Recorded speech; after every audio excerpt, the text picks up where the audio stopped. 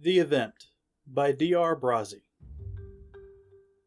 "We really don't know what to expect," the professor from the Space Weather Institute told the newsman, who continued to grin like an idiot.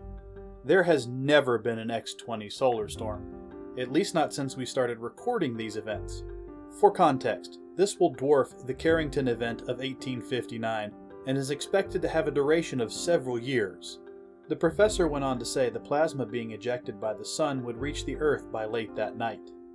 The anchor nodded, pretending he knew what those words meant.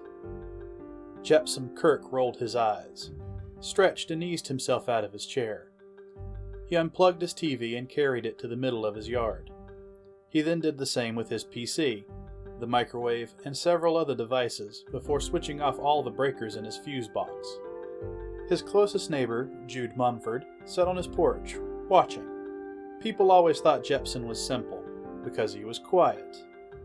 Jepson himself didn't necessarily disagree with this assessment. He wasn't slow, but he didn't think of himself as very complicated. He always saw things as very straightforward and acted accordingly. Jude was starting to think his neighbor had gone from dumb to insane. He watched the man drag a ladder and tools over to the telephone pole near his house, and he decided he should go over and investigate. "What you doing, Jep?" "Gonna be quite a show tonight. Hope you're prepared for the storm," was Jepson's only answer.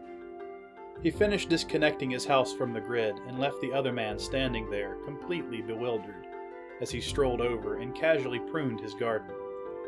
Jude stared up at the clear midsummer sky and shrugged his shoulders. He went back to his porch and finished his beer, more curious than ever about the strange goings-on across the street. Not long after, Kurt got into his truck and drove down the road. He came back with his bed full of bags of gravel. He drove around the edge of his lawn, stopping every few feet to spread the stuff. He did the same around the pile where he left his TV. By the time he was done, the sun was going down and he went to his own deck, cup of coffee in hand. He was wearing sunglasses and had a bag full of camping gear sitting close by. Jude's wife, Melinda, poked her head through the screen door. "What have you been doing all day?" He nodded in the direction of their neighbor. "Captain Shortbus has been acting extra weird since about noon. I'm just making sure he doesn't end up burning the place down."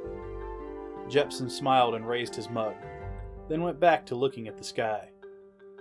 About half an hour later, the heavens began to swirl in an amazing aurora, which was shortly surrounded by a red glow, as bright as day.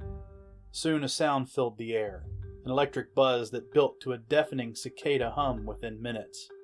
Jude was dumbfounded and he called his wife back outside. He pointed at the transformer on the pole above his driveway.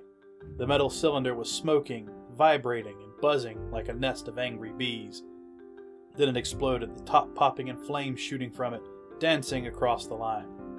One of those lines led to Jude's house, and he watched in horror as his roof caught fire. He then remembered Jepson and the TV. He pulled his wife away from the living room window just before his appliances burst into balls of electric flame. The couple stepped onto their driveway before noticing another loud hum from their electric car. The headlamps of their vehicle turned on of their own accord and started glowing brighter and brighter. "Oh, hell!" Jude mumbled, dragging his wife behind him into the yard. The car's lights popped, sending glass flying in every direction, and the hum became an ear-piercing whistle before the heavy lithium batteries burst like dynamite and hot acid and hunks of car rained down onto the fleeing pair. Jude and Melinda fled across the street, running over to Jepson, who looked up at them as they approached. "Damn it, Kirk! You knew! Somehow you knew this was gonna happen! Why didn't you warn me?" "Who, me? What do I know? I'm just a simple bumpkin,"